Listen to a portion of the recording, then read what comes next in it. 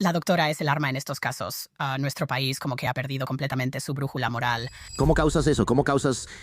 De muchas maneras, ¿verdad? Mencionaste antes como las organizaciones sin fines de lucro, que son un imán para estas personas. Ella realmente estaba explotando a su hijo después de su muerte de una manera que es realmente escalofriante. Los hospitales no son espacios privados. No me importa si ves mi pipí. Los doctores que trabajan en pediatría están muy conscientes de lo que pasó en el caso Kowalski y en algunas de estas otras demandas. Si denuncio esto, voy a terminar siendo la villana de una película de Netflix recibiendo amenazas de muerte constantes, acoso y a que me orillen a abandonar mi carrera. Así que hoy tenemos un tema no tan divertido, pero súper importante. El abuso médico infantil, que debo decir, es algo bastante fuerte en lo que volverse experto. Debe ser bastante agotador emocionalmente investigar esto como profesión. ¿Tú qué opinas? Sí lo es. Sabes, te diré que curiosamente en el programa vamos a expandirnos en la próxima temporada para cubrir otros casos de abuso infantil que no son abuso médico infantil, porque he descubierto que en realidad hay muchos puntos en común en cómo se están tratando estos casos y específicamente en su intersección con el sistema médico. Y con el aumento de la desinformación sobre temas médicos, todo esto realmente está afectando a ambas áreas. Pero obviamente eso no es, o sea, eso no es un tema más alegre de ninguna manera. Pero sí, ya sabes, it's definitivamente es algo emocionalmente pesado, pero también con mucho propósito y intelectualmente muy interesante. Y he tenido la oportunidad de conocer a muchísimas personas increíbles en este trabajo, a quienes nunca habría conocido de otra manera, que realmente han dedicado sus vidas, en su mayoría de una manera bastante silenciosa y sin reconocimiento. E incluso, ya sabes, y desafortunadamente cada vez más, si hablamos específicamente de pediatras especializados en abuso infantil, de hecho, están siendo criticados duramente en los medios por su papel en la protección de los niños de manera completamente injusta, pero han dedicado sus vidas a realizar uno de los trabajos más difíciles que uno pueda imaginar. Creo que la mayoría de las personas no sobrevivirían ni un solo día en ese trabajo. Para proteger a los niños y para hacer que sus vidas sean mejores y más seguras. Y eso es algo tan profundamente gratificante encontrarse con eso en una época en la que siento que parece como si, sin exagerar aquí, pero nuestro país ha perdido completamente su brújula moral. Bueno, sí, no sé si eso es exagerado. Sí, ¿sabes? O sea, creo que como que al ver todas estas instituciones que antes parecían mucho más confiables, creo. Jordan Harbinger, ¿sabes? Cuando estábamos creciendo, como que se desmoronaban. Ver a personas que realmente tienen una ética firme y orientada a hacer lo correcto, sin importar si reciben reconocimiento por ello, sin importar si son castigados por ello, pero personas que realmente tienen carácter y una brújula moral fuerte. Y debo decir que he hablado con muchas de esas personas en el programa.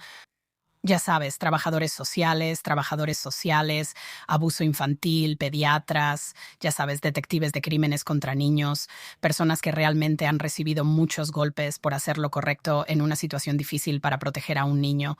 Y creo que tengo mucha suerte de haber entrado en contacto con eso. Así que sí, hay muchas cosas sobre el trabajo que son realmente desafiantes, pero puedo decir que nunca es aburrido.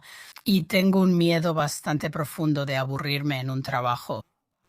Justo estábamos hablando de cómo esto no es como un trabajo normal, pero, sabes, me siento afortunada de haber encontrado algo, especialmente ahora que estoy entrando a mis 40, que realmente me ha dado mucho propósito. Así que creo que deberíamos retroceder y definir qué es realmente el síndrome de Munchausen, porque primero, rara vez se diagnostica. Y creo que mucha gente lo conoce porque Eminem lo mencionó una vez o algo así en la letra de una canción y la gente se pregunta, ¿qué es eso? De hecho, creo que ahí fue donde lo escuché por primera vez, allá en los 90 o cuando haya sido, lo que sea que haya sido. Esto no es algo que normalmente esté en el imaginario colectivo. O sea, tú estás cambiando eso, pero creo que la mayoría de la gente probablemente no sabe qué es esto. Sí, la conciencia sobre esto es bastante baja, y creo que, ya sabes, las formas habituales en que la gente se topa con este tema. Sí, la canción de Eminem, Cleaning Out My Closet, él mencionó ser un sobreviviente, no ha hablado más al respecto. O menciona el abuso por Munchausen por poderes. Debería decir que realmente no ha hablado de eso públicamente en ningún otro contexto más amplio sobre su experiencia con eso, pero por supuesto sí hace alusión a ello. Y luego el caso de Gypsy Rose Blanchard es el que realmente se hizo conocido y que mucha gente conoce, así que ese es el caso para quienes no lo conocen. Una joven que estaba en una situación de abuso y terminó conociendo a un novio en línea, conspiró para asesinar a su madre, Dee Dee Blanchard, fue a prisión durante 7 años, salió hace un par de años. Y eso fue una historia enorme. Hubo un par de grandes producciones mediáticas sobre eso.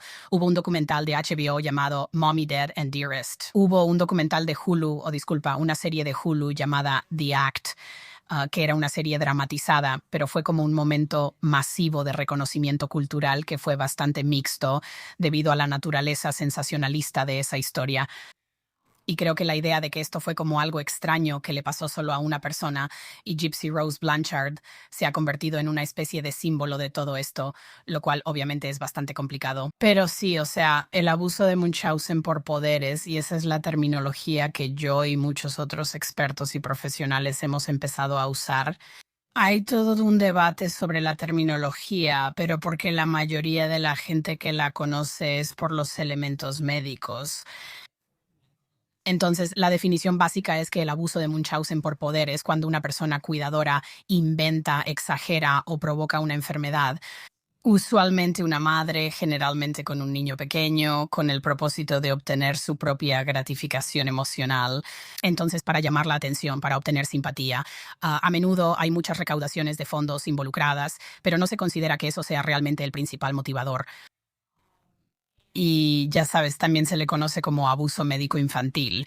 Y cuando se habla de esto en un contexto criminal, ese es el término que se utiliza. La razón por la que he vuelto a usar el término abuso por Munchausen por poderes como un término más abarcador es porque a menudo implica otras formas de abuso además de las cirugías innecesarias y los, ya sabes, tratamientos y medicamentos que obviamente son muy graves. Esos pueden ser potencialmente mortales. Es una forma de abuso particularmente mortal, pero también abarca un abuso psicológico muy profundo y persistente, abuso emocional y abuso educativo. Estos niños a menudo no asisten a la escuela durante largos periodos de tiempo, no se les permite estar con sus compañeros de una manera normal. Así que realmente esos elementos también son muy serios, incluso si el abuso médico no llega exactamente al umbral de poner en peligro la vida. Algunos de los tratamientos. Así que básicamente, corrígeme si me equivoco. Esto es como, digamos que una madre dice, mi hijo tiene algún tipo de cáncer y le da quimioterapia y medicamentos contra el cáncer, o le pone una derivación cerebral o lo que sea, y el niño está miserable, pero en realidad no tiene cáncer. Todo esto está diseñado básicamente para que ella reciba atención. Correcto. Y, sabes, vemos muchas cosas que caen en este tipo de enfermedades misteriosas, muchas condiciones neurológicas, cosas que no se pueden probar de una manera u otra. Es vago, ¿verdad? Es como, oh, tienen esto. Y tú dices, ok, ¿cuál es la definición de eso? Y me encuentro a mí mismo consultando Gemini y ChatGPT y es como, es una serie de dolores en varias partes de tu cuerpo. Y es como, ok, entonces el niño dice que le duele. O como las mamás dicen que el niño dice que le duele y él se está emborrachando. Exacto. Cualquier cosa que sea susceptible a mucha interpretación por parte del cuidador es especialmente preocupante en estos casos. Entonces, ya sabes, de nuevo, ves que a menudo eligen este tipo de trastornos neurológicos extremadamente raros, donde hay como un solo experto en todo el país, y entonces se embarcan en toda una odisea. Ya sabes, también vemos otros casos que son un poco más conocidos.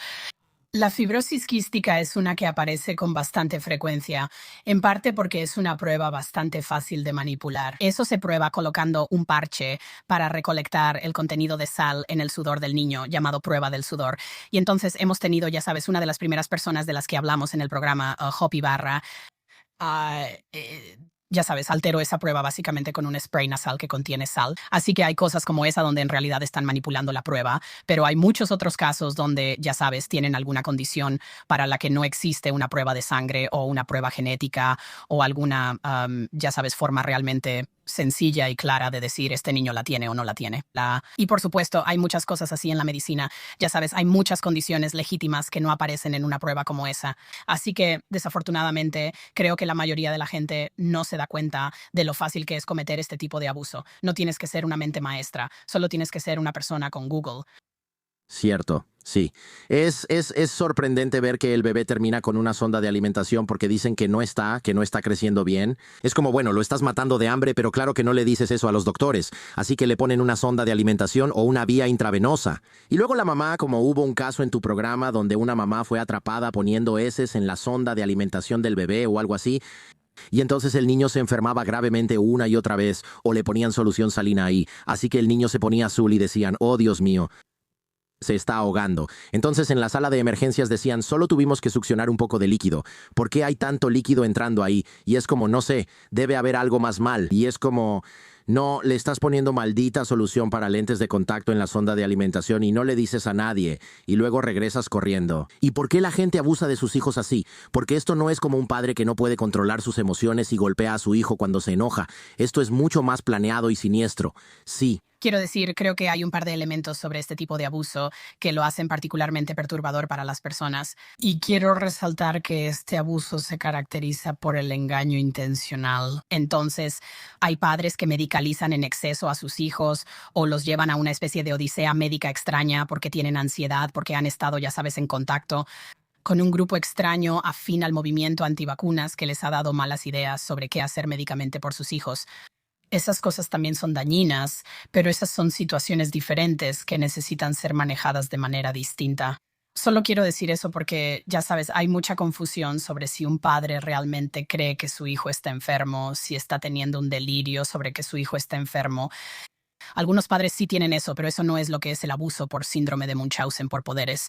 Es exactamente lo que dijiste. Es algo muy premeditado y es claramente un patrón de abuso, ¿verdad? Se comete durante un largo periodo de tiempo y es extremadamente persistente y se ve diferente en distintas etapas. Muy a menudo ves, por ejemplo, nacimientos prematuros. Eso aparece mucho en estos casos. Creemos firmemente que en la mayoría de los casos eso es algo que causa el padre o la madre. Tenemos perpetradores que han confesado haber provocado el nacimiento antes de tiempo. Y luego, por supuesto, el niño tiene problemas legítimos si nace antes de tiempo. Muchos de estos problemas de alimentación que mencionaste, donde les dan un diagnóstico de falla de medro, pero en realidad no están alimentando al niño y están mintiendo al médico, diciendo, oh, el niño vomita todo lo que le doy. Y entonces terminas con niños que, ya sabes, se someten a procedimientos invasivos. ¿Sabes algo? Este procedimiento llamado fundoplicatura de Nissen aparece mucho, donde en realidad les hacen una cirugía para corregir un reflujo que no está ocurriendo. Les ponen sondas de alimentación. Así que se ve mucho de eso cuando los niños son pequeños. Y luego cuando crecen un poco, ¿sabes? Puede cambiar a algo como un trastorno de conducta o uno de estos trastornos neurológicos. Y sí, creo que ya sabes en cuanto a por qué la gente lo hace. Lo que ha sido realmente interesante, Jordán, es que a medida que me he involucrado en estos otros casos, observando, ya sabes, el abuso físico, el traumatismo cráneoencefálico abusivo, que es otro tema sobre el que lamentablemente hay una cantidad increíble de desinformación en los medios en este momento. Sabes, ¿ves hasta qué punto, aunque el síndrome de Munchausen por poder es un fenómeno extraño y perturbador, también son abusadores y abusan por las mismas razones, ¿verdad? Porque quieren poder. ¿Por qué es así? Es como, esto es un bebé, como si quisieras tener poder sobre un bebé. Simplemente no lo entiendo. Sí, y no, me ha tomado bastante tiempo sentarme con esto, ver diferentes casos, ya sabes, procesar toda esta información para, de alguna manera, llegar a esta revelación de que se trata mucho más de poder de lo que inicialmente me di cuenta, porque creo que, ya sabes, las descripciones habituales de esto son como si se tratara de que el padre quiere simpatía o quiere atención. Y sí se trata de eso. Esa descarga de dopamina o algo así y se vuelven adictos. Sí, no lo sé. Sí, o sea, creo que la mayoría de nosotras podemos entender el mecanismo básico de lo que obtienen de eso, ¿verdad? Que es que aunque nosotras nunca, ya sabes, mentiríamos sobre nuestra propia salud o la salud de nuestro hijo o abusaríamos de nuestro hijo para conseguir esto, creo que la mayoría de nosotras podemos entender cuál es la recompensa básica aquí, ¿verdad? Como cuando tienes una crisis, especialmente si es algo relacionado con tus hijos, ya sabes, la gente corre a ayudarte y te tratan de manera diferente. Y puede que una celebridad venga a visitar a tu hijo al hospital y recibas toda esta atención especial y como quedas exento de todo lo que se supone que deberías estar haciendo en tu vida real. Sabes, ves a muchos padres en estas situaciones renunciando a sus trabajos y dedicándose completamente, como diciendo, oh, tengo que estar al lado de la cama de mi hijo. Y entonces es como esta atención, este trato especial y la muestra de cariño que recibes por tener un hijo enfermo, que es parte de la recompensa. Pero el otro elemento que creo que se me ha hecho muy claro al ver y realmente hablar con personas que son sobrevivientes y que han estado en matrimonios con estos perpetradores y realmente ver cómo son estas dinámicas a largo plazo. Y por supuesto yo tengo, ya sabes, un perpetrador en mi familia, que es por lo que me interesé en esto, y es que realmente se trata de controlar a las personas a tu alrededor. Entonces sí, se trata de controlar al niño, pero obviamente comienza cuando los niños son muy pequeños. Y ya sabes, creo que el niño realmente es un objeto, como que el niño es, y ahí es donde comparte mucho con otras formas de abuso, ¿verdad? Es que no están viendo al niño como un ser humano particularmente y realmente no están sintiendo un vínculo con ese niño. Ven al niño como un objeto para conseguir lo que quieren, que es controlar a otras personas, controlar a su pareja, a los miembros de su familia, a los doctores, como para poder engañar a la gente. Y creo que, sabes, parte de la razón por la que he pensado mucho en la dinámica de género de este abuso es porque el porcentaje es muy alto, sabes, algo así como el 96.7% de las personas que lo cometen son mujeres. Y creo que la razón por la que aparece ahí no es porque haya algo específico en el cerebro femenino que haga que la gente haga esto. Creo que es porque las personas abusivas abusan del poder donde se les da poder. Y uno de los únicos lugares donde realmente les damos a las mujeres poder sin restricciones es sobre sus hijos. Y por eso es ahí donde van a, ya sabes, es ahí donde las personas abusivas que se identifican como mujeres van a aprovechar ese poder. Ya veo. Si las personas tienen varios hijos, ¿normalmente lo hacen con todos los hijos o solo eligen a uno? A menudo hay una escalada cuando tienen varios hijos. Entonces, en nuestro caso de la temporada 6, por ejemplo, esta es una dinámica bastante típica que he visto, especialmente cuando las personas tienen 3 hijos. La primera hija, Michelle, quien fue la sobreviviente con la que realmente exploramos el caso, no fue sometida a ningún abuso médico que sepamos. Luego su hermana menor, Angeline, fue la primera víctima de Lisa. Luego, lo que vimos en ese caso fue que su segunda hija, que nació a finales de los 90, siguió este tipo de patrón típico que vemos en estos casos, donde nació muy prematura. De nuevo, eso es algo que creemos que Lisa causó, según los comentarios de su hermana con quien hablamos. ¿Cómo se provoca eso? ¿Cómo se provoca? Siento que hay muchas formas, ¿verdad? O sea, ves personas arrojándose por las escaleras. Ves, ya sabes, se reportó que Lisa tropezó varias veces y seguía cayendo sobre su estómago y luego entró en trabajo de parto prematuro. Y ya sabes, obviamente estas cosas hasta cierto punto van a ser especulativas. Simplemente no parece probable que no esté relacionado. Sabes, en casos donde las personas tienen acceso a medicamentos, muchos de los perpetradores son enfermeras o trabajan como asistentes médicos o en algún lugar dentro del campo médico. No es difícil conseguir un medicamento que pueda hacerte entrar en trabajo de parto prematuramente. La mayoría de las personas no intentaría hacer eso, obviamente, pero en realidad no es tan complicado. Entonces, en este caso, ya sabes, Angelina nació peligrosamente prematura. Creo que fueron 26 semanas o algo así, pero bastante temprano. Así que sí tuvo algunos problemas. Y luego Lisa, ya sabes, finalmente fue atrapada envenenándola en el hospital. Ella tuvo sepsis muchas veces, que es una infección en la sangre, y terminaron atrapándola en video.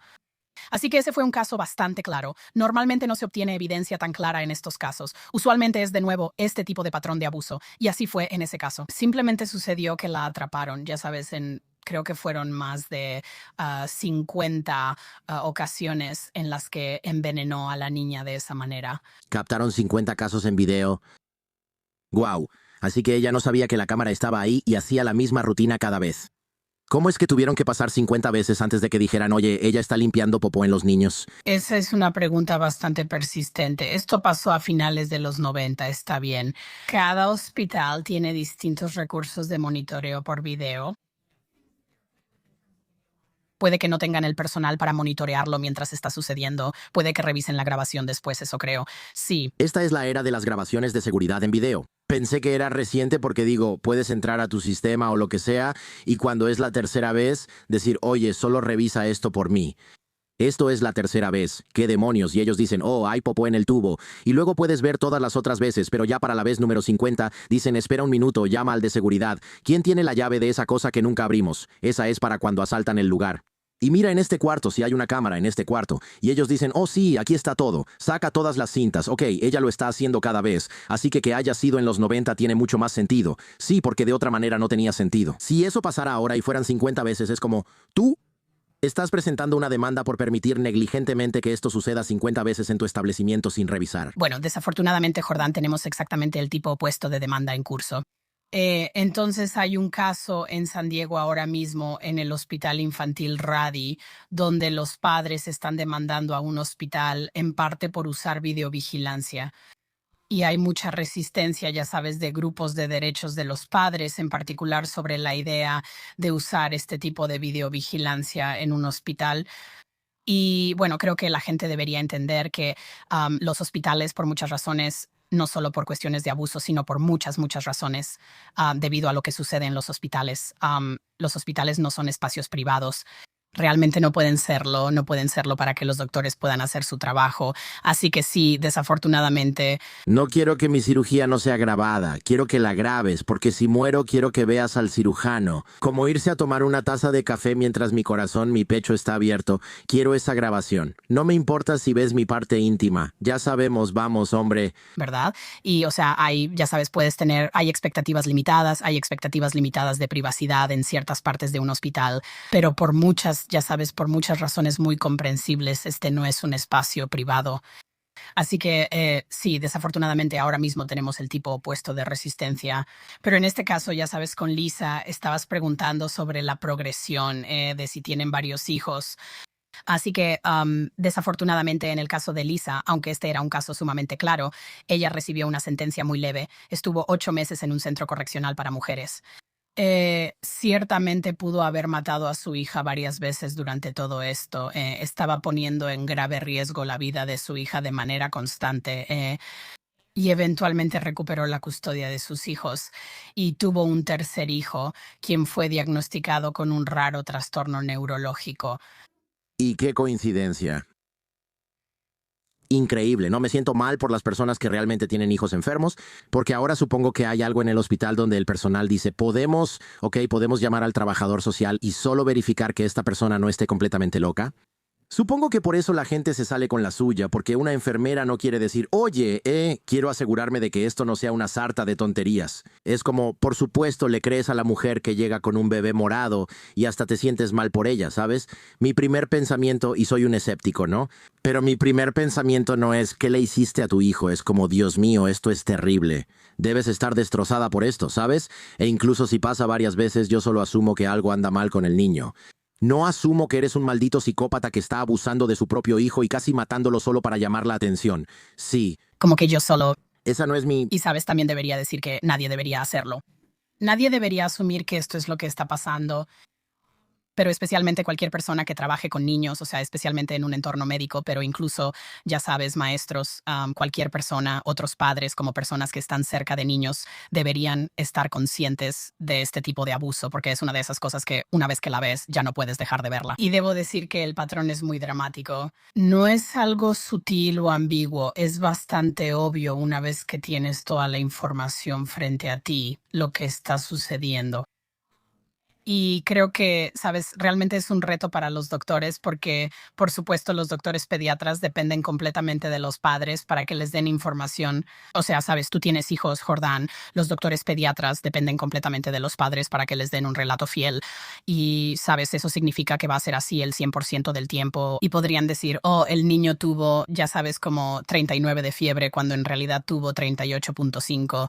Pero sabes, los padres piensan que ese pequeño, como ese tipo de área gris de exageración existe para todo, ¿verdad?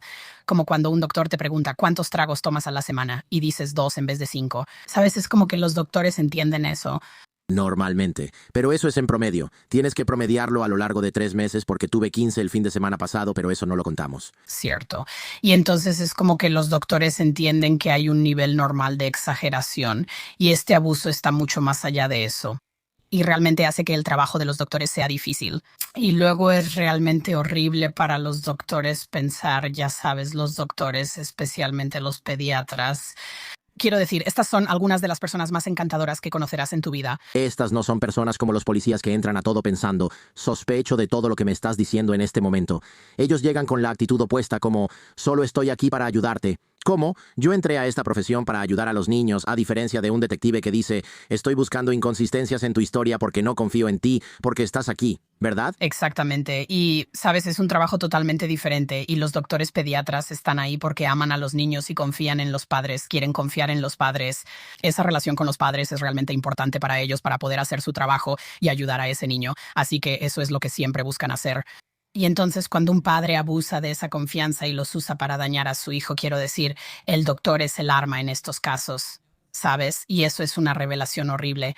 Y algunos doctores harán cualquier tipo de gimnasia mental posible para no reconocer que han sido usados de esa manera. Desafortunadamente, eso es algo. Con lo que de alguna manera puedo simpatizar. O sea, darte cuenta de que has sido una pieza clave en el abuso médico de un niño no sería nada fácil de asimilar. No, horrible. Y completamente, ya sabes, creo que lo que pasa con este tipo de abuso y con todos los que se ven involucrados, porque normalmente hay una zona de impacto bastante grande, ¿verdad?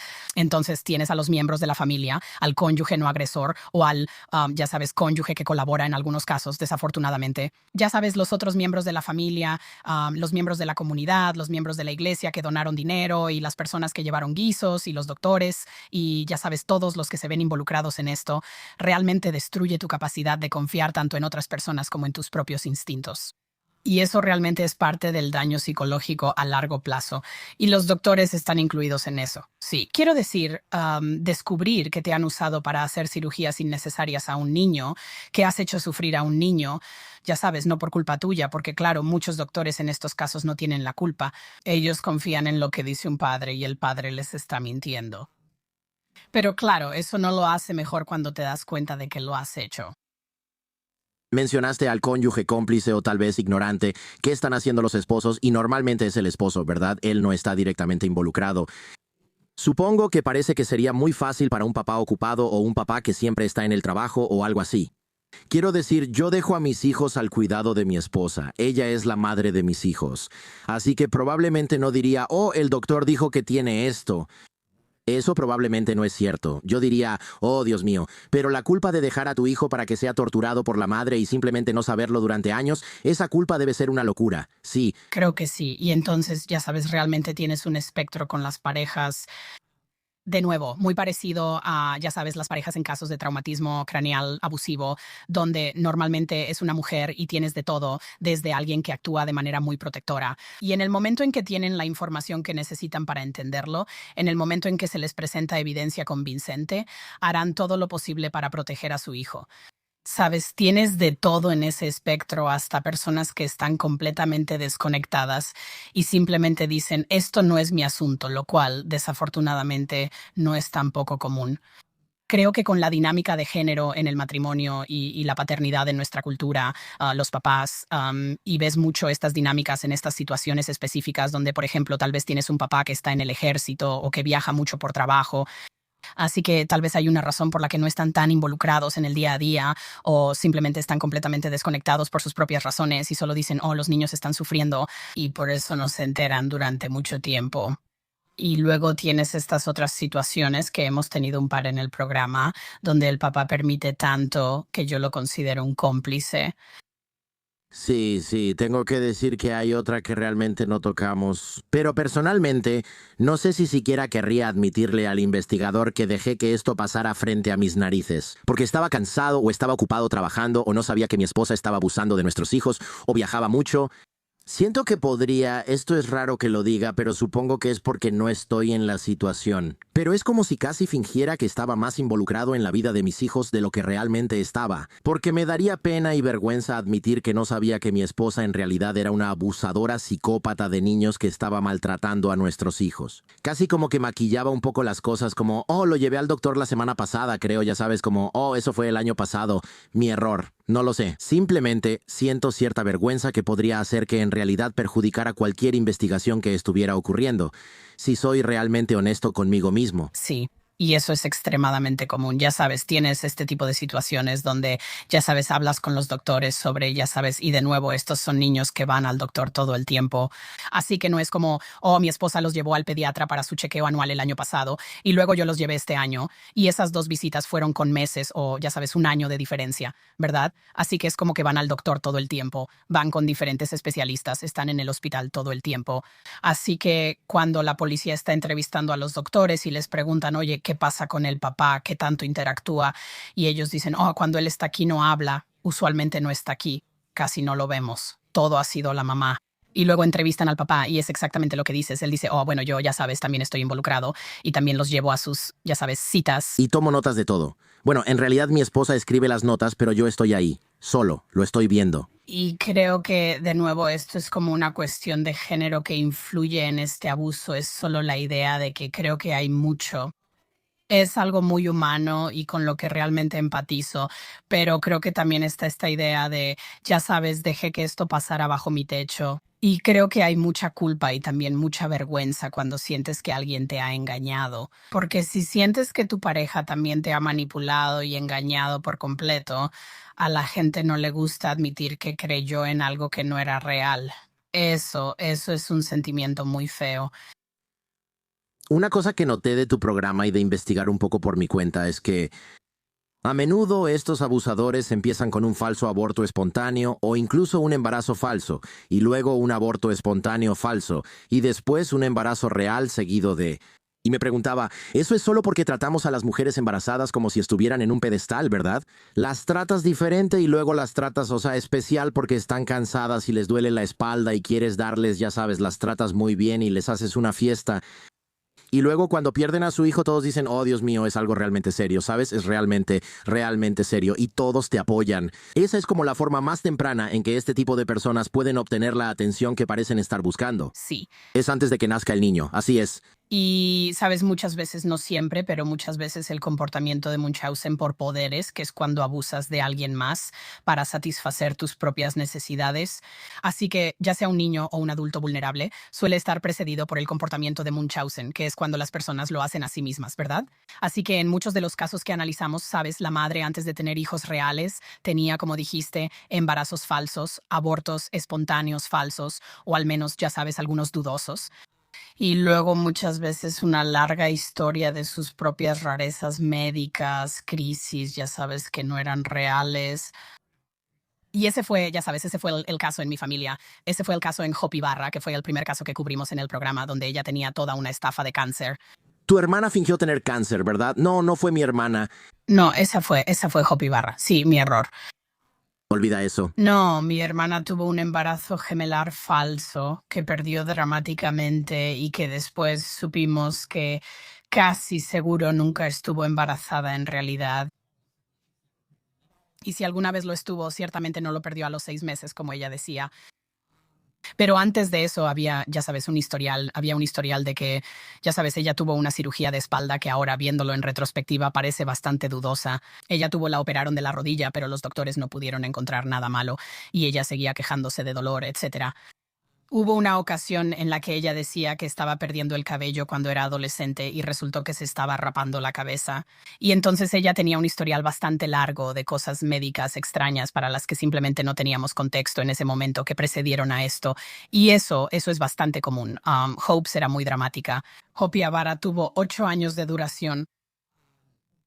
Cáncer de hueso, supuestamente cáncer de hueso, del que tuvo 2 remisiones y 2 grandes fiestas de remisión, y eso resultó no ser real en absoluto, y eso fue lo que alertó a su familia sobre lo que estaba pasando. Estas personas a veces primero se maltratan a sí mismas. Sí, eso es bastante común. Y si no es abuso médico, como vimos en el caso de Lisa McDaniel, que fue el que cubrimos la temporada pasada, ella no tenía tanto un historial médico, pero sí tienen un historial de mentiras. Así que serán, ya sabes, como estas historias elaboradas en las que siempre son la víctima. Así que ves, ya sabes, robos falsos, incendios provocados falsos o que ellas mismas provocan incendios y dicen que fueron víctimas de eso. Así que siempre, nunca he visto un caso en el que no hubiera un historial bastante significativo de engaños. Eso es, ya sabes, fuera del rango normal, otra vez del rango de comportamiento normal, ya sabes. Supongo que no es un delito mentirles a los doctores y al personal del hospital sobre la salud de tus hijos. No sé qué delito podría ser ese siquiera. Así que no es un delito. Y creo que, ya sabes, cada cierto tiempo han estado tratando de aprobar alguna legislación en Texas. En el clima actual es difícil imaginar que eso avance mucho, porque hay personas que están muy en contra de cualquier ley así. Específicamente personas que son muy antivacunas y quieren mantener la posibilidad de no revelar el hecho de que no han vacunado a sus hijos, por ejemplo.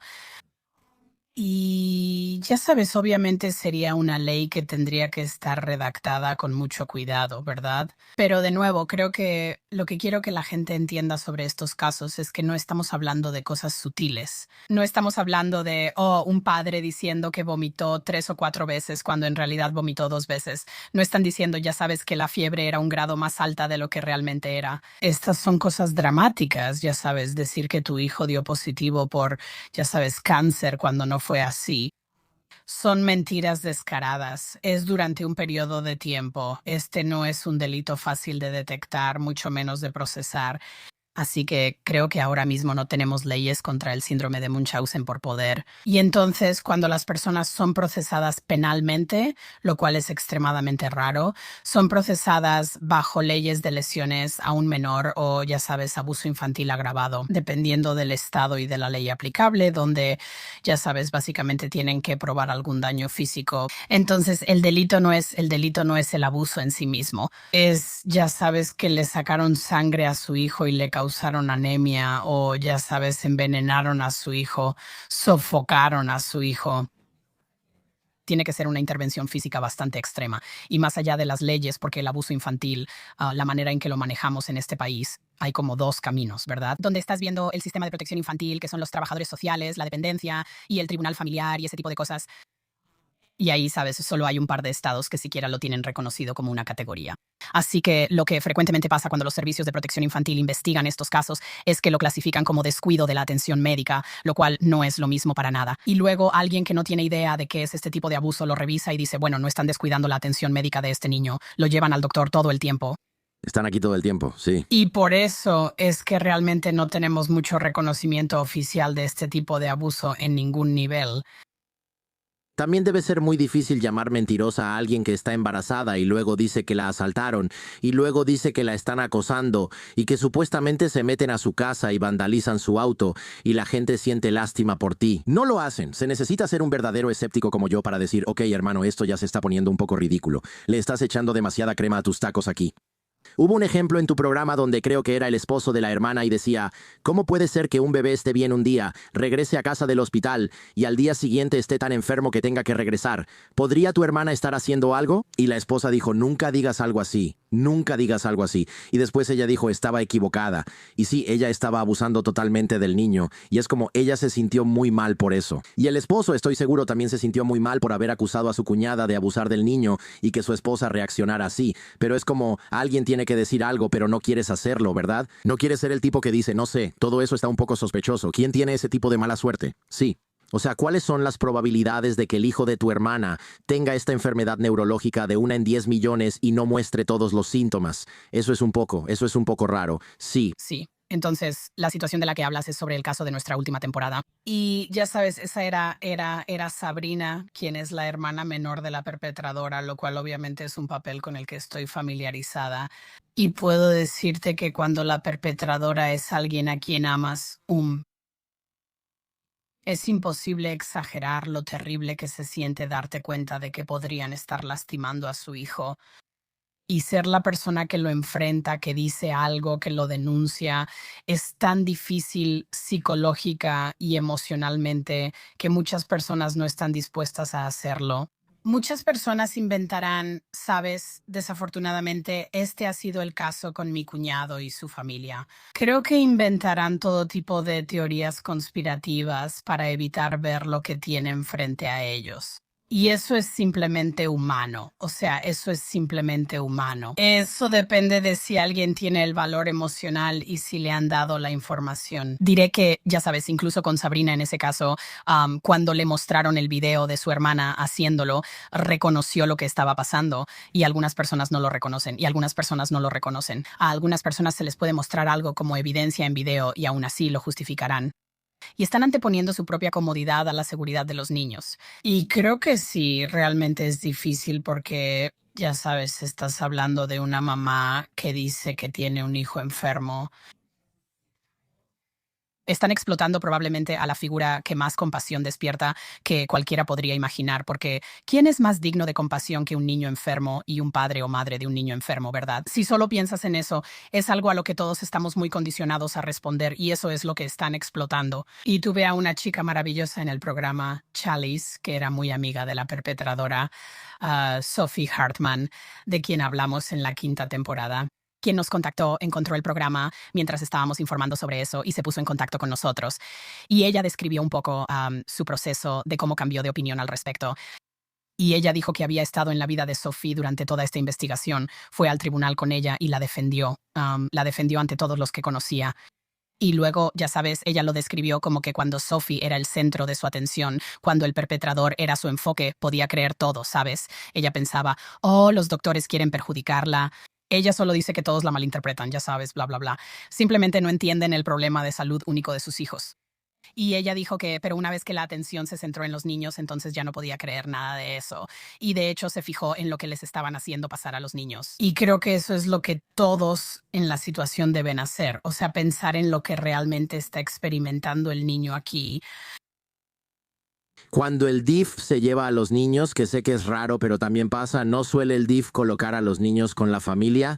Eso me parece peligroso porque, bueno, por el acceso, ya que estas personas son muy manipuladoras, engañan a tantos profesionales y familiares. Y luego es como, está bien, eso es todo. Les vamos a quitar a sus hijos y se los vamos a dar a los abuelos. Y es como abuela y abuelo. Y es como, bueno, ella puede venir todos los días a verlos. Entonces, ¿cuál es la diferencia funcional aquí?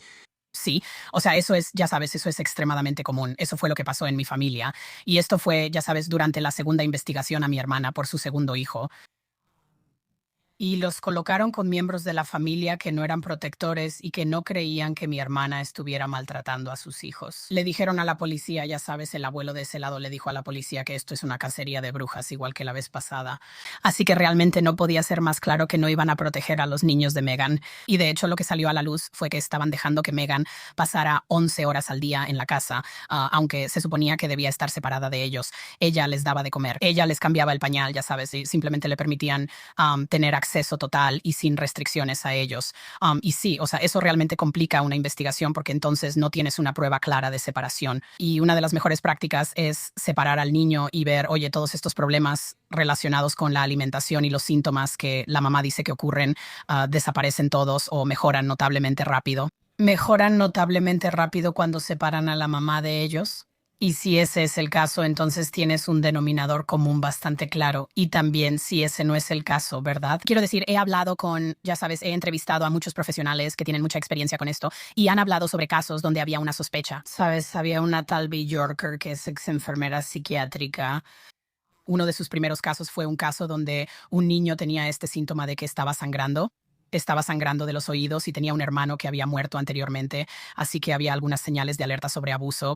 Lo separaron temporalmente de la mamá y los síntomas del niño persistieron, así que de inmediato supieron que la mamá no era la causa de eso, y resultó ser uno de esos casos raros en los que tenía un trastorno genético poco común que, ya sabes, había matado a su hermano. Y ese fue un caso en el que se reunieron muy rápido y la sospecha desapareció. Ya veo. Sí, hermano, esto debe ser muy confuso para niños de cualquier edad, ¿verdad? Especialmente para los niños mayores, porque la persona en la que más confías es la que te está lastimando. La gente te está haciendo dudar de tu propia realidad desde todas las direcciones, y las personas que intentan protegerte de tu mamá son doctores y trabajadores sociales, y es como si ahora ellos fueran el enemigo. Realmente es un mundo al revés para estos niños. Sí, absolutamente lo es. Y creo que, sabes, una de las cosas que al conocer a sobrevivientes adultos, sabes, una de las cosas que creo, sabes, que realmente se ha vuelto profundamente obvio para mí es simplemente el costo de esto, el daño psicológico, porque cuando la persona en la que se supone que debes confiar más que en nadie en el mundo, o sea, yo estoy muy unida a mi mamá. Todavía confío en mi mamá, sabes, más que en casi cualquier otra persona, ¿verdad? La persona que se supone que debe enseñarte en quién se puede confiar en el mundo te está diciendo exactamente lo contrario y te está diciendo solo las personas que están de acuerdo con ellos, que están de acuerdo con su abusador, solo las personas que están del lado de su abusador son personas seguras y cualquiera que esté tratando de protegerlos de su abusador es una persona malvada que está tratando de, ya sabes, secuestrarlos o lo que sea. Y entonces hay una división muy, muy intensa. Cualquiera que descubra a ese agresor, ya sabes, lo van a sacar de ese consultorio, lo harán. Los van a sacar, ya sabes, los van a separar de ese miembro de la familia. Absolutamente van a excomulgar de inmediato a cualquiera que sospeche de ellos. Eso es interesante. ¿Tus papás todavía tienen contacto con tu hermana entonces? Porque obviamente eso significaría que, ok, no, porque sí, estás separado de personas que no te creen, pero todavía hablas con tu mamá, supongo que eso significa, porque parece que es difícil estar como en medio, ¿no? Es difícil decir, oh, sí, una de nuestras hijas lo sabe totalmente y de alguna manera lo demostró en el programa, que estás haciendo todo esto e hizo todo un segmento sobre eso, y nuestra otra hija está abusando de nuestros nietos, y es como no puedes realmente, no hay como un área gris donde puedas estar bien con ambas cosas. Bueno, y ya sabes, en mi familia, que creo que esto es bastante típico, mis padres, creo que todo esto pasó, Dios, o ha pasado tanto tiempo. Hace más de 14 años esto llegó a un punto crítico en mi familia, que fue después de que investigaron a mi hermana por su hijo mayor. Sabes, mis padres y yo, una vez que reconocimos lo que estaba pasando con la ayuda de nuestro médico de cabecera, quien nos ayudó a ponerle un nombre, estábamos muy alineados. No es que quisiéramos quitarle a sus hijos ni tampoco que fuera castigada. No creo que ninguno de nosotros estuviera en esa mentalidad en ese momento, solo que los niños estaban en peligro, o disculpa, solo hay un niño, pero que su hijo estaba en peligro. Y entonces estábamos bastante de acuerdo en eso una vez que tuvimos de nuevo la información. Y por eso Megan nos sacó a todos de su vida, así que fue su decisión alejarnos. Y era muy así, ya sabes, o te unes a mi versión distorsionada de la realidad donde esto es culpa del hospital y ella quería que mis papás ayudaran a financiar una demanda contra el hospital y ellos dijeron no, gracias. Y entonces, ya sabes, era como de o estás conmigo o estás en mi contra y ya, no vas a volver a ver a tu nieto nunca más. Parece que no hay cura. No puede haber cura para este tipo de cosas, ¿verdad? Porque escuché en tu programa Munchausen por poderes. No es un delirio. No es como si eres una madre y tienes delirios locos. Como que piensas que tu bebé es Satanás y estás tratando de envenenarla. Pueden darte medicamentos y pueden tratarte. Y tú dices, oh Dios mío, estoy enferma mentalmente. Necesito seguir tomando estas pastillas. Y cuando sigues tomando las pastillas, vuelves a ser un padre seguro. Tal vez el DIF venga solo para asegurarse de que todo esté bien, pero tú dices, oh Dios mío, no puedo creer que era una persona totalmente diferente porque estaba lidiando con esquizofrenia o lo que sea. Pero en el síndrome de Munchausen por poderes, esto es como un comportamiento compulsivo. Es un modelo de recuperación, ¿verdad? Es como la anorexia. No hay una cura. No puedes tomar una pastilla y decir, oh, sí, ¿sabes qué? Cuando tomo esto no siento la necesidad de abusar de mis hijos. Sí, no, tienes toda la razón. Y ya sabes, es muy distinto de los padres que tienen delirios y que están pasando por algo como psicosis posparto, que es muy grave y obviamente requiere una intervención. Pero eso es algo en lo que tienes razón. Exactamente como dijiste, si un padre tiene el apoyo adecuado, absolutamente puede ser un padre seguro. En este caso, ya sabes, y por eso yo y muchos otros expertos realmente nos hemos alejado de la idea de describir esto como una condición psicológica. Existe, ya sabes, un diagnóstico psiquiátrico que está asociado con esto, el trastorno facticio impuesto a otro, está en el DSM. Realmente he llegado a creer que la utilidad de ese diagnóstico psiquiátrico es peor que cero, porque creo que a menudo genera confusión sobre si esto es una enfermedad mental que alguien puede tratarse. Existe un modelo de tratamiento. Ha sido efectivo en casos muy raros. Y comienza con un reconocimiento completo del comportamiento, ¿verdad? Entonces, no es lo que usualmente ves en los casos, que es que la persona solo reconoce el comportamiento en el contexto de una investigación criminal y solo reconoce aquello por lo que la han atrapado. Entonces, por ejemplo, ya sabes, en el caso de Lisa, donde la captaron en video haciendo esto, ¿verdad? Uno piensa, ¿cómo podría alguien explicar ese comportamiento? Bueno, ella lo hizo. Y ella dijo, oh, estaba tan preocupada. Y este es un argumento bastante común que los perpetradores usan cuando están acorralados. Estaba tan preocupada de que mi hija realmente estuviera enferma, pero los doctores no estaban haciendo lo suficiente, que la envenené para que tuviera estos síntomas extremos. Quiero decir, realmente no puedes hacer que tenga sentido racional, pero desafortunadamente esto es algo en lo que la gente realmente quiere simpatizar con la persona que lo hizo y piensa, oh, no querían hacer esto, o estaban pasando por un mal momento, o estaban en algún tipo de crisis mental.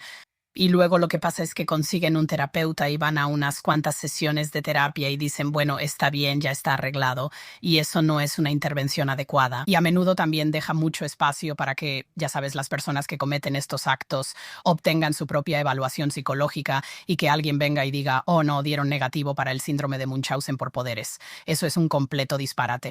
No es algo que se pueda detectar con una prueba psicológica. Es un patrón de abuso y o hay evidencia de ese abuso o no la hay. ¿Sabes? El otro caso importante que salió en los titulares, que terminó con un fallo enorme en el Tribunal Civil, acaba de ser revocado. El caso Kowalski, ya sabes, Beata Kowalski tenía un psicólogo para encargarse del caso de Maya. Sí, así que este es un caso donde hay pruebas increíblemente extensas de abuso, muy grave, con una probabilidad muy alta de que esto hubiera terminado en una fatalidad. En mi opinión, después de haber leído miles y miles de páginas de documentación judicial y de haber entrevistado, ya sabes, al doctor, y tenían a una psicóloga que vino y evaluó y dijo, oh no, Beata Kowalski no tiene, entre comillas, síndrome de Munchausen por poderes. Y eso simplemente no es algo para lo que puedas hacerte una prueba psicológica. Y ya sabes, de nuevo, a menos que alguien esté dispuesto a asumir plenamente la responsabilidad por su comportamiento y luego realmente, sí, como dijiste, estar en recuperación por el resto de su vida, esa no es una persona tratable. Así que la gran mayoría de los agresores no van a ser tratables. E incluso si alguien está en tratamiento, Am, tiendo a creer que hay ciertas líneas que, si las cruzas con tu comportamiento hacia los niños, ya no se te considera una persona segura y no deberías estar cerca de niños nunca más. Así que creo que en los casos donde alguien ha asfixiado a su hijo, envenenado a su hijo, ya sabes, realmente ha puesto en riesgo la vida de su hijo, simplemente no creo que esa sea una persona que deba estar sola con niños nunca más. Así que yo, ya sabes, pero tal vez puedan recibir tratamiento y tener algún tipo de, ya sabes, rendición de cuentas por su comportamiento con sus hijos, tener algún tipo de relación bien supervisada con sus hijos. De nuevo, esos son casos muy raros, pero esto no es algo donde envías a alguien a, ya sabes, terapia y clases para padres y dejas a los niños en la casa y van a estar seguros. Absolutamente no lo estarán. Sí, no sé si se puede llamar con esta palabra. Probablemente la estoy usando mal.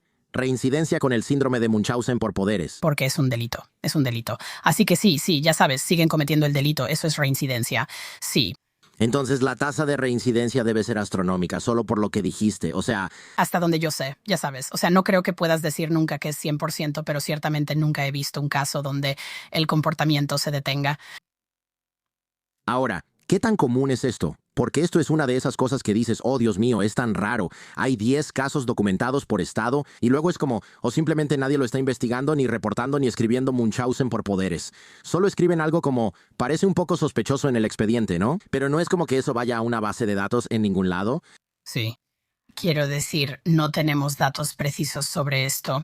Los medios de comunicación suelen describir esto como mucho más raro de lo que realmente es.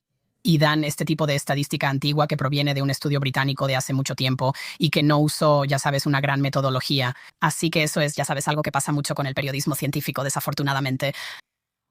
Pero, ya sabes, hay algunos estudios más recientes. Hay uno del Hospital de Niños de Seattle que lo sitúa en aproximadamente un tercio de la tasa de casos de traumatismo craneal abusivo, que es la forma más común de abuso infantil en niños pequeños.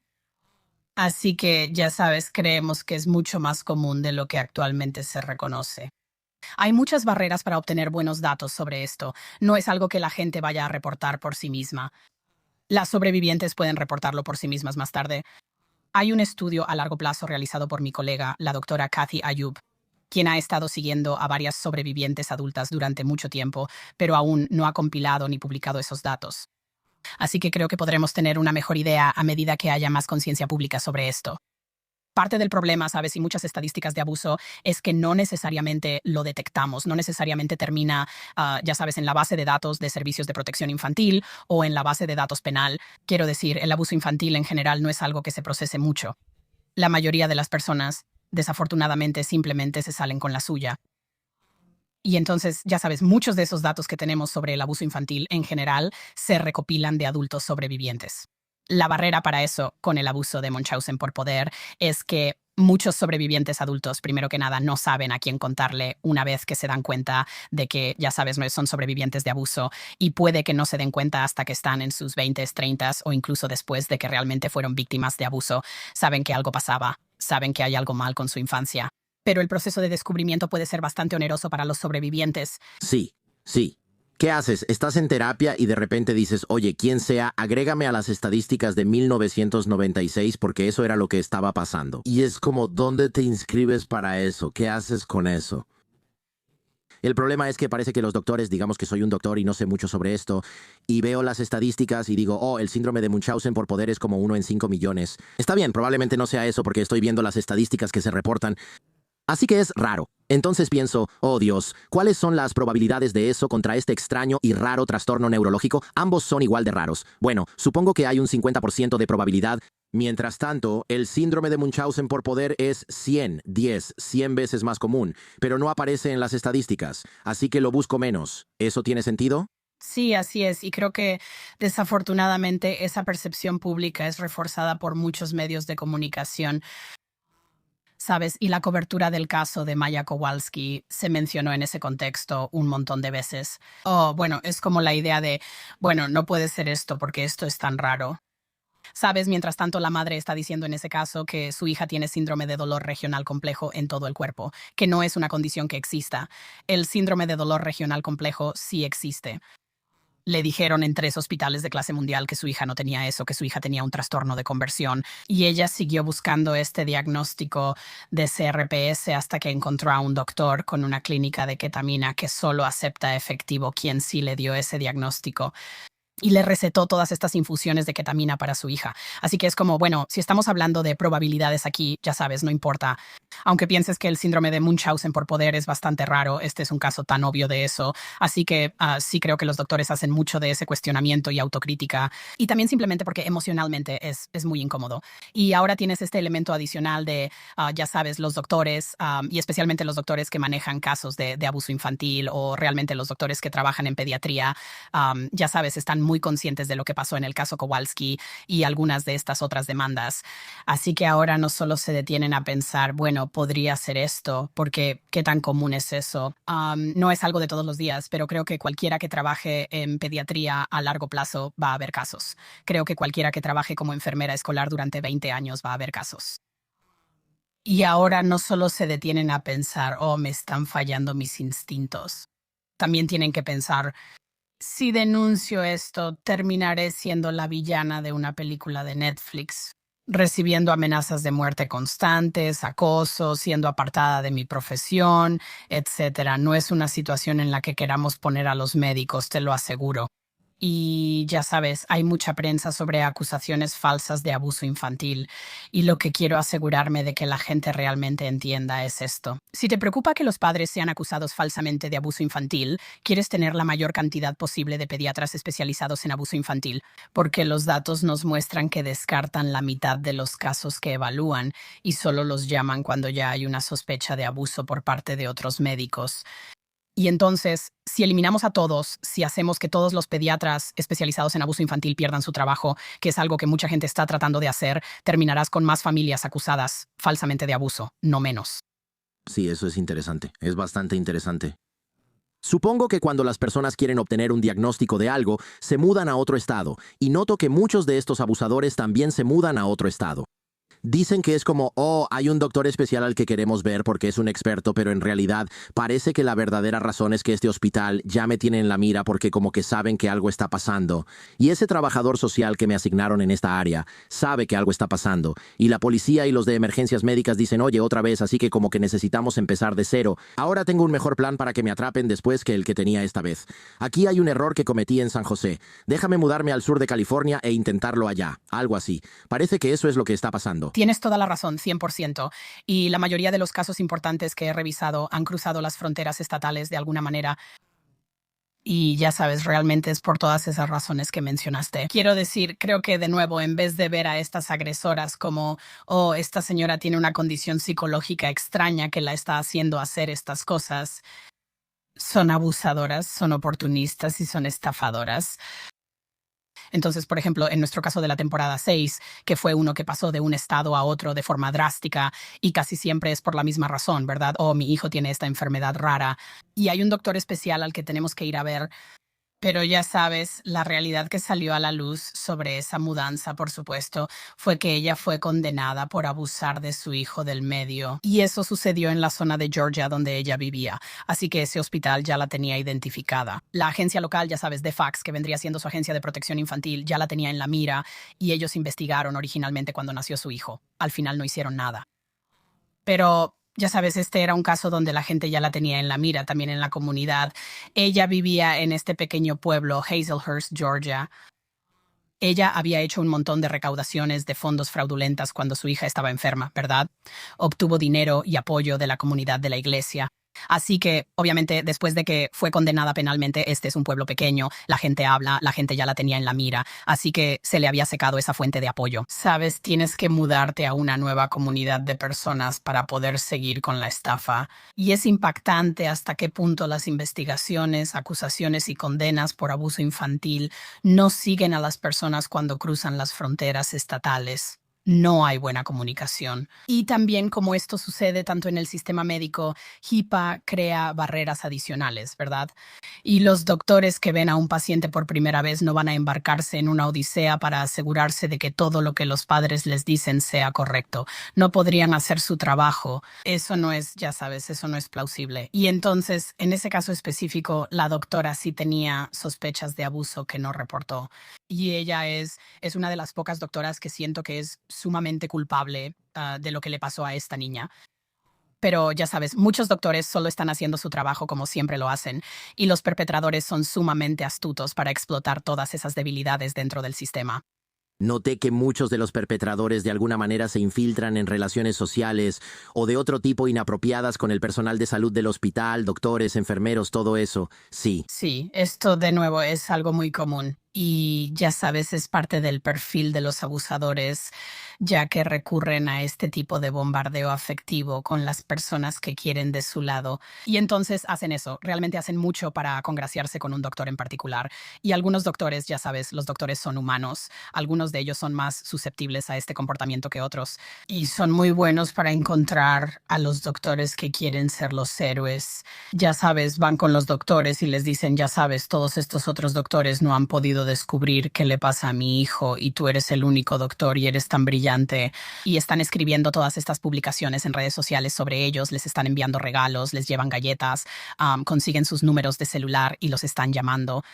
Y ya sabes, creo que la doctora Ness del caso de la temporada 6, esta es como mi anécdota más extrema sobre esto, es que ya sabes, cuando el niño termina en cuidados paliativos, la doctora Ness está en el departamento, esta reconocida neuróloga pediátrica por alguna razón, limpiando el horno de la mamá.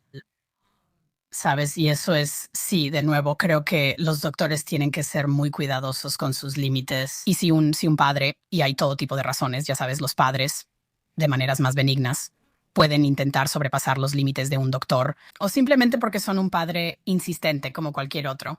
O ya sabes, o obviamente creo que todos hemos pasado por eso, ya sabes, el embarazo y el parto 2 veces. Ya sabes, como que te encariñas mucho con los doctores que te ayudan a traer a tu hijo al mundo.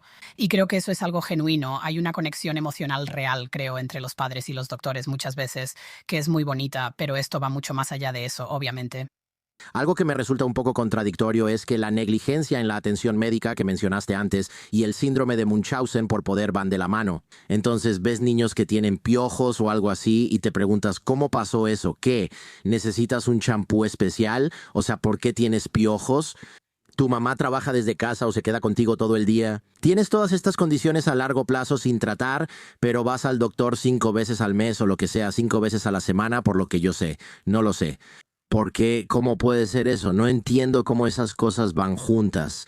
Como que pensarías que este niño, aparte de ser maltratado, tendría los dientes más limpios. Yo no sé, ¿sabes? No lo entiendo. Porque en realidad no están cuidando al niño. Ya veo. No lo están. Conseguir ayuda para el niño no es el punto, no es el punto. Obviamente. Así que sí, están tratando a ese niño como un objeto que usan para sus propios fines, así que no les importa el niño. O sea, esa es como la manera más directa de decirlo. No están actuando como un padre amoroso y no están cuidando a su hijo. Y están privando a su hijo de, creo que muchas veces hay negligencia médica, como mencionaste. Simplemente no están haciendo los chequeos regulares o su hijo podría tener alguna condición en la que no están realmente interesados y por eso no están llevando al niño a recibir tratamiento para eso. Y además les están causando problemas en su desarrollo al no permitirles estar con sus compañeros, al decirles que no pueden hacer ciertas cosas, al privarlos de comida, al sacarlos de la escuela. Así que la negligencia es intensa y ya sabes, estaba hablando sobre esa clasificación de servicios de protección infantil por desatención médica, que es diferente. Y creo que sí necesitamos esa designación separada, ya sabes, el abuso médico infantil, la medicalización excesiva, para que la gente entienda eso. Pero sí, a menudo hay desatención médica y negligencia emocional y psicológica que viene junto con este abuso. ¿Cómo interactúan las redes sociales con este tipo de cosas? Porque uno pensaría que esto es como echarle gasolina al fuego, ¿no? Porque recibes mucho apoyo en línea, la gente ya es adicta a las redes sociales, ¿verdad? Recibiendo likes como apoyo y comentarios en una foto. Así que imagina si lo tuyo es el Munchausen y dices, mi bebé está en urgencias otra vez, como una foto del niño con tubos por todos lados. Y también puedes ver, me imagino que si soy un estafador, que es básicamente lo que son estas personas, como mitad estafador, mitad abusador, ¿no? Es como una mezcla de esas cosas. Estoy viendo grupos de apoyo en Facebook y Wikipedia, y para el malintencionado básicamente hay un curso de capacitación en línea sobre qué buscar, los síntomas, las experiencias de las personas en el hospital con los doctores. Así que un abusador, estafador, lo que sea, podría simplemente hacer ingeniería inversa de todo eso y luego alimentar su adicción o lo que sea esto, lo que sea esto. O Absolutamente. Y digo, el síndrome de Munchausen por poderes no es un fenómeno nuevo. Sabes, obtuvo su nombre oficial en los años 70, pero probablemente ha existido desde tiempos inmemoriales. Sin embargo, en la era moderna es mucho más fácil de llevar a cabo. Antes, la mayoría de las personas que cometían estos actos trabajaban en el campo médico porque eran quienes tenían el conocimiento para hacerlo, ¿verdad? Y esas eran las personas que podían ir y conseguir libros de texto médicos y describir síntomas. Ahora cualquiera puede hacerlo, ¿verdad? Y casi de inmediato el historial de búsquedas en línea aparece mucho en las investigaciones policiales de estos casos y puede ser muy relevante, ¿verdad? Y entonces ya sabes, en el caso de Sophie Hartman en particular, recuerdo que ella estaba, ya sabes, buscando en Google todas estas condiciones. Ella estaba buscando en Google lo que parecían ser sus planes para la siguiente condición que iba a mencionar y ese tipo de cosas.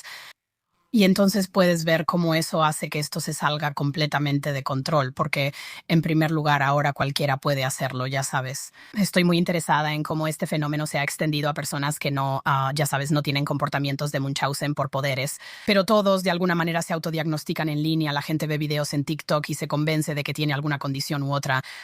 Creo que estamos en un momento realmente aterrador de desinformación médica, especialmente con todo lo relacionado con RFK Jr. Así que creo que es un contexto interesante para hablar de esto. Pero creo que, ya sabes, para las personas que lo hacen deliberadamente, ya sabes, no solo tienen toda la información médica que podrían necesitar para lograr esto al alcance de sus manos, también tienen una fuente inagotable de atención. Porque si ya han agotado a las personas de su familia, su comunidad o su iglesia local, pueden entrar a Internet, pueden encontrar estos grupos de apoyo. Sabes, un elemento extraordinario de la historia de Lisa McDaniel fue que ella terminó trabajando como directora de defensa del paciente para una fundación muy reconocida, la Guthrie Jackson Foundation, que estaba dedicada a la enfermedad que supuestamente tenía su hijo. Sabes, ella trabajó como directora de defensa del paciente para ellos durante 13 años y esta era una persona que había sido condenada por abuso infantil por Munchausen por poderes con su hijo menor o su hijo mayor. Así que realmente se integró en esta comunidad y eso es muy común. Y creo que es, ya sabes, es horrible pensar en estas comunidades en línea que realmente son un recurso vital para los padres cuyos hijos sí tienen esta enfermedad o para las personas que están sufriendo de una enfermedad. que luego sean infiltradas por personas que están usando toda esa información para abusar de sus hijos. Y es algo realmente aterrador. Y creo que cualquiera que esté involucrado con una fundación de enfermedades raras debe estar atento a esto porque Lisa no es un fenómeno aislado. Y además de eso, sabes, hay otra cosa en la que me he interesado especialmente y es que hay grupos que son totalmente legítimos, que son grupos de apoyo para una enfermedad real.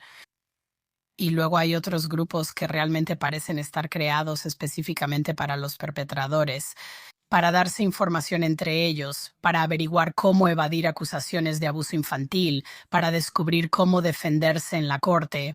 ¿A qué especialistas acudir para que te den este diagnóstico loco? Sabes, desafortunadamente, el campo de los peritos médicos es lucrativo para los doctores que han perdido su brújula moral o que nunca la tuvieron. Así que cualquier padre con los recursos, y esto es abuso infantil, punto. Esto no es solo abuso médico infantil, sino también trauma craneal abusivo, huesos rotos. Hay un grupo de doctores, desafortunadamente, que cualquier padre con los recursos puede hacer que vayan a testificar, ya sabes, a su favor en la corte y decir, oh no, esto no fue trauma craneal abusivo.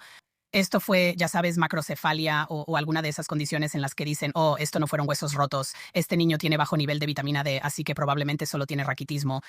Sabes, estas cosas no tienen base científica, pero eso no significa que nunca sean efectivas en la corte, y ciertamente son efectivas en los medios.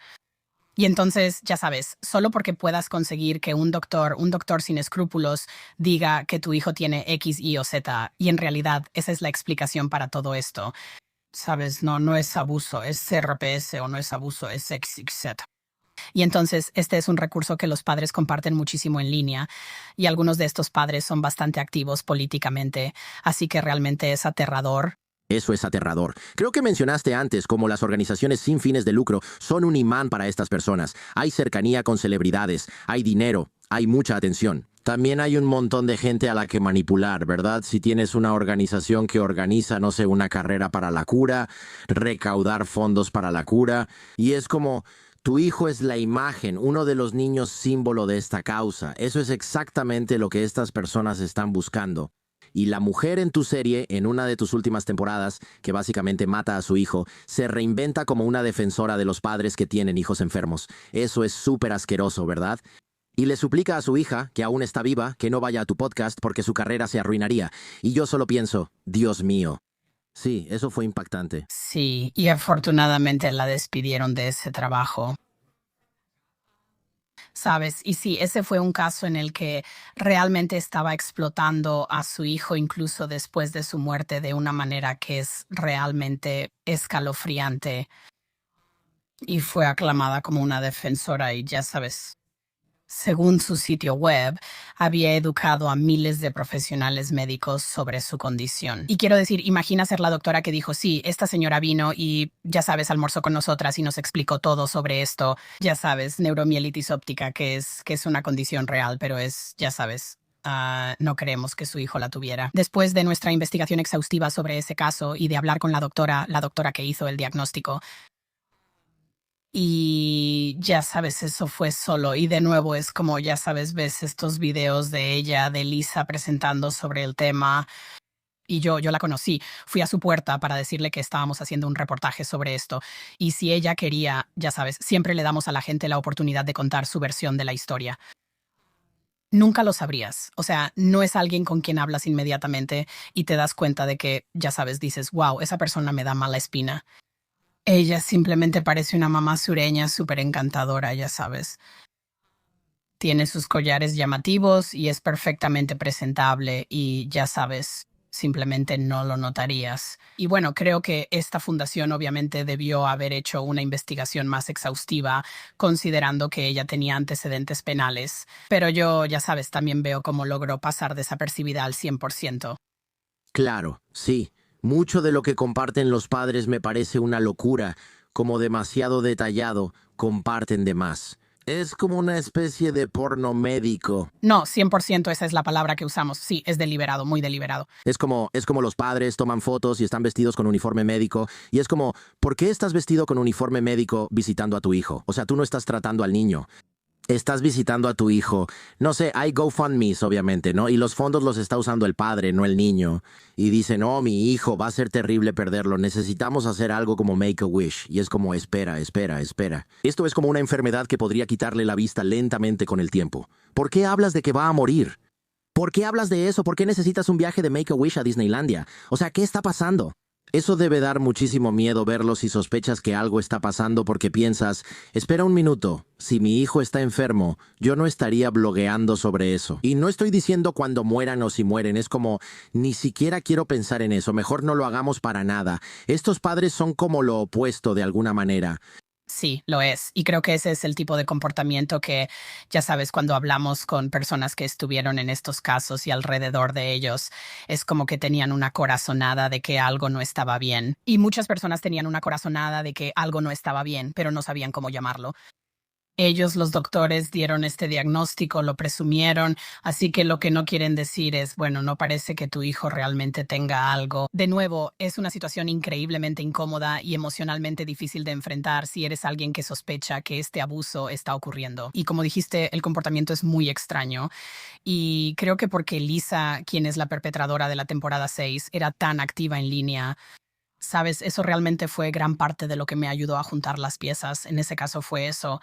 Durante los 4 años de la enfermedad de su hijo y hasta su muerte, Lisa mantuvo un blog muy detallado en Caring Bridge casi a diario durante todo su proceso. Y así pudimos usar esa información en comparación con la realidad, tanto los recuerdos de las personas que estaban a su alrededor, como ya sabes, a veces videos. Y ya sabes, es como cuando ella dice que el niño está en silla de ruedas y tenemos un video de él ese mismo día corriendo. Entonces, hubo muchas cosas que pudimos conectar para unir las piezas a partir de sus redes sociales. Y ya sabes, una de las cosas más difíciles, sabes, un par de entrevistas realmente desgarradoras. Entrevisté a algunas personas que, ya sabes, su hijo terminó en cuidados paliativos a petición de ella por una enfermedad no mortal y murió ahí. Sabes, entrevisté a algunas personas de manera confidencial que trabajan en cuidados paliativos pediátricos. Y de nuevo, sabes, tengo tantas conversaciones en el programa donde pienso, ese es un trabajo que yo nunca podría hacer. Me alegra tanto que haya personas que tengan la fortaleza emocional para poder hacer ese trabajo porque es realmente importante.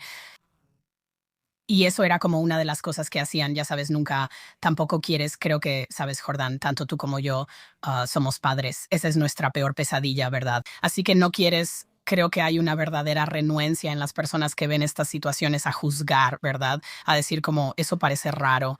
Parece raro que estés hablando de tu hijo en pasado cuando todavía está vivo. Parece raro que 3 días después de su muerte estés publicando sobre qué deberías hacer con las plantas del funeral.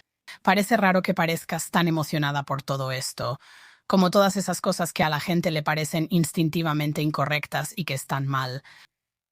La gente realmente se resiste a señalar eso porque piensan, bueno, el hijo de esta persona está muriendo. ¿Quién sabe cómo me comportaría yo? Pero cuando hablas con la gente, El duelo es tan extraño, el duelo te hace hacer cosas raras, no piensas que esta persona no parece preocuparse por su hijo. Eso es una locura.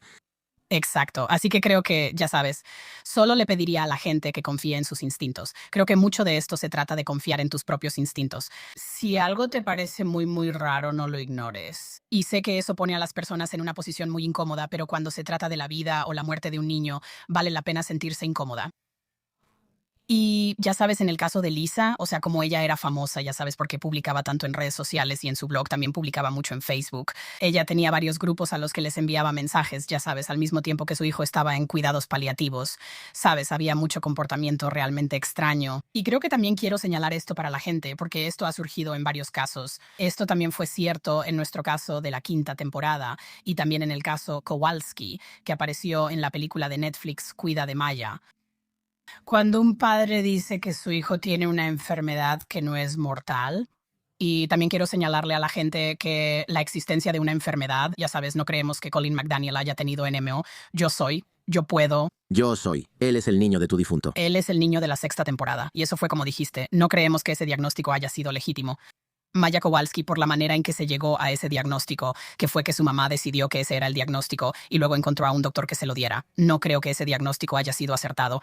Muchos profesionales médicos testificaron que no vieron ningún síntoma que coincidiera con el síndrome de dolor regional complejo, pero hay una parte de eso que es una falsa pista porque Maya Kowalski pudo haber tenido el síndrome de dolor regional complejo, Colin pudo haber tenido NMO. Esas no son enfermedades mortales y sus padres hablaban persistentemente como si los niños fueran a morir, ya sabes, antes de la muerte de Colin y en el caso de Maya Kowalski. Afortunadamente, al estar separada de Beata, Beata Kowalski fue al hospital y dijo, si no le dan esta enorme cantidad de ketamina, me la llevaré a casa y la pondré en cuidados paliativos para que finalmente pueda morir. Ya no quiere vivir así. Y Beata, además, era una enfermera de infusiones que le había estado dando ketamina y otros medicamentos a su hija en casa. No había razón para creer que no iba a cumplir con eso. Y he visto a varios perpetradores cumplir con esa amenaza. Así que cuando un padre habla extensamente sobre cómo su hijo va a morir cuando no tiene un diagnóstico terminal, eso definitivamente debería asustar a todos. Y deberíamos tomar eso muy en serio porque yo opino que están mostrando una intención, o al menos no puedes estar seguro de que no lo estén haciendo. Eso es interesante, sí, esa es otra señal de alerta. Esa es una señal de alerta muy grande, además de las otras, como buscar diferentes doctores, ya sabes, mudarse, no aceptar un diagnóstico, buscar un diagnóstico específico. Una anécdota interesante fue con estas mujeres que habían reportado a otra mujer a CPS. Ellas decían que en un grupo de Facebook, una de las cosas que hacía, si alguien publicaba sobre su hijo enfermo, la perpetradora, la madre con Munchausen, publicaba algo como, mi hijo estaba aún más enfermo. Sus síntomas eran aún peores. Él estuvo en el hospital aún más tiempo. Es como un extraño juego de competencia, como un concurso por la atención y la simpatía que le dan a una madre. Ellas piensan, no podemos permitir eso. Eso es para mí. Yo lo necesito. 100%, o sea, eso es una gran parte del patrón, como de principio a fin, de que si hay, ya sabes, y de nuevo, eso es algo que si hablas con un hermano o un familiar que ha estado cerca de esa persona desde que era más joven, simplemente lo dirán. Como que cada vez que la atención está en otra persona tienen una crisis para redirigir la atención hacia ellos. Y así continúan con este comportamiento incluso en el abuso. Y sí, esa competencia de querer ser mejores es algo que ves mucho. Y es como ya sabes con Colin y de nuevo lo mismo con Maya. Hay mucha conversación sobre que su hijo es, ya sabes, y en nuestro caso de la temporada 5, bueno, el caso de Sophie Harmon, su hijo es el caso más raro y más grave de esto. Como que eso se haya registrado alguna vez, ¿sabes? Y eso es como, lo cual creo que es algo que la mayoría de la gente diría, bueno, sí, un padre normal no quiere que su hijo tenga la peor versión de esto, pero este no es un padre normal. Este es un padre que quiere, ya sabes, y siempre alimenta este drama, ¿verdad? Este drama de tener el caso más raro, el caso más grave, el caso que está desconcertando a todos estos doctores. Y ahí es donde a veces pueden aprovecharse realmente del ego de un doctor vulnerable, ¿verdad? Porque están diciendo algo como, oh, tienes este, ya sabes, caso raro, tienes el caso más raro y van a escribir estudios sobre él y van a, ya sabes, va a haber un gran avance médico gracias a mi hijo. Y eso en realidad se trata del padre. Eso en realidad se trata del ego del padre y de que de alguna manera quieren la atención de tener este caso súper raro sobre el que la gente va a escribir artículos y ese tipo de cosas. ¿Pero esto no afecta a la ciencia? Porque si te estás infiltrando en un grupo de defensa de enfermedades raras y vas con todos los especialistas y ellos dicen, normalmente las personas con esto tienen este tipo de cosa en la sangre, y este es un caso raro, este tipo, él no lo tiene, tenemos que agregarlo a la muestra. Y como que nena está arruinando toda la ciencia, estás contaminando la muestra. ¿Eso no pasa de alguna manera? Porque es raro. Si tienes 10 muestras y una de ellas es falsa, eso es un problema. Sí, es una preocupación real, sobre todo con, ya sabes, Lisa McDaniel estando tan involucrada en la comunidad de NMO. Y ella, ya sabes, habló sobre su hijo, ya sabes, donando muestras a su biobanco, lo cual creemos que sí sucedió. Y ya sabes, Sophia Hartman, de nuevo, su hija supuestamente tenía AHC, que es hemiplegia alternante de la infancia. De nuevo, no creo que ese diagnóstico sea correcto porque leí una declaración jurada de un neurólogo que decía que ese no era el diagnóstico, ¿sabes? Y de nuevo, ella la llevaba a esta clínica especializada en Duke, en el Hospital Duke. Y sí, realmente hay una preocupación sobre contaminar la ciencia con estas enfermedades raras, porque si tienes, exactamente como dijiste, si tienes un tamaño de muestra muy pequeño, ya sabes. De nuevo, la mayoría de las personas, incluso en estas comunidades de enfermedades raras, no van a ser abusadoras. Pero creo que las comunidades de enfermedades raras, los estudios y los doctores que tratan esas enfermedades raras son un blanco para estos abusadores que creo que muchos de ellos sí terminan formando parte de esas muestras. Me sorprende que los doctores y jueces lo permitan, incluso cuando en tu caso en la última temporada, otro doctor llama y dice, esto no es así, esto es lo que está pasando, es abuso médico infantil. Y luego el doctor dice, bueno, no sé. O sea, la lección realmente, y tú lo dices mucho, mucho, mucho en el programa, es que la gente cree lo que ve, ¿verdad? Simplemente creen en lo que ven por encima de todo lo demás. Sí, y bueno, los jueces también son seres humanos y no necesariamente tienen conocimientos médicos, ¿verdad? No es su campo de estudio.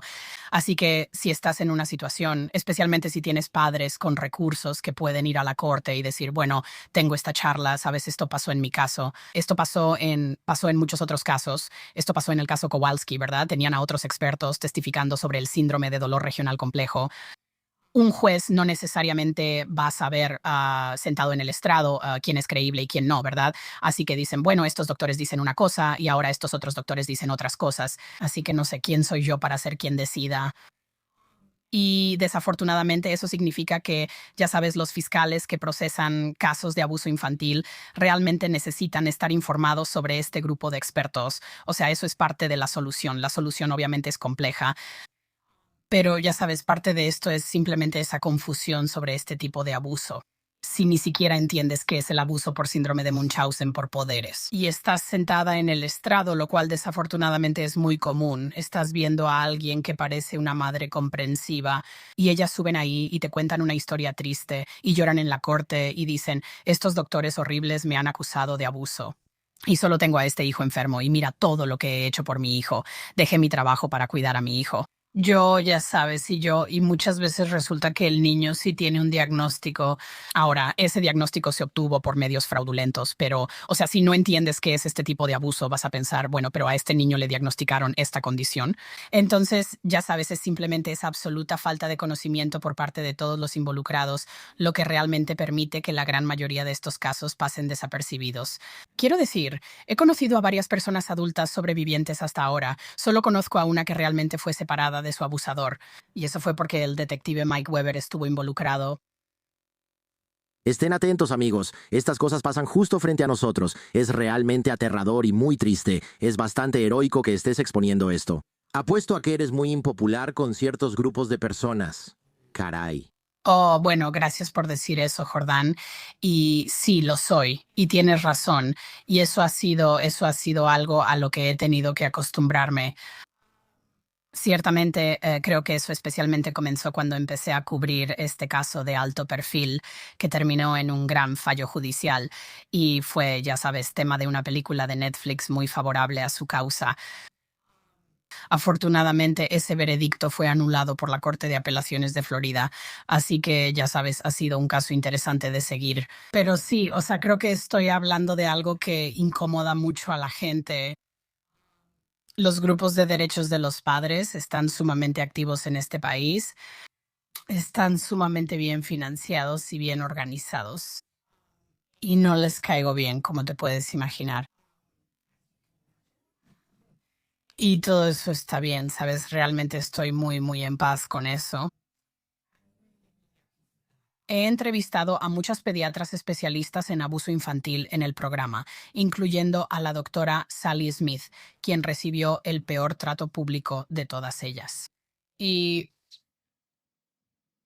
su fortaleza para hacer lo correcto a pesar de todo eso es algo que admiro tanto que pienso, sí, que la gente grite sobre mí en internet no es nada de qué preocuparme. Un pequeño precio a pagar. Así es. Sí, nada de qué preocuparse. Me fueron condicionando para firmar mi primer contrato de 1.000 millones de años cuando tenía 5 años. Un niño de 7 años está cuidando a un bebé de 3 meses. ¿Y entonces quién cuida al niño de 7 años? A los 12 años era exactamente como el señor de las moscas. Los adultos que tienen cuidándote son como las personas que no quieren que el público vea. Ella me dijo, ¿recuerdas cómo te bañaban?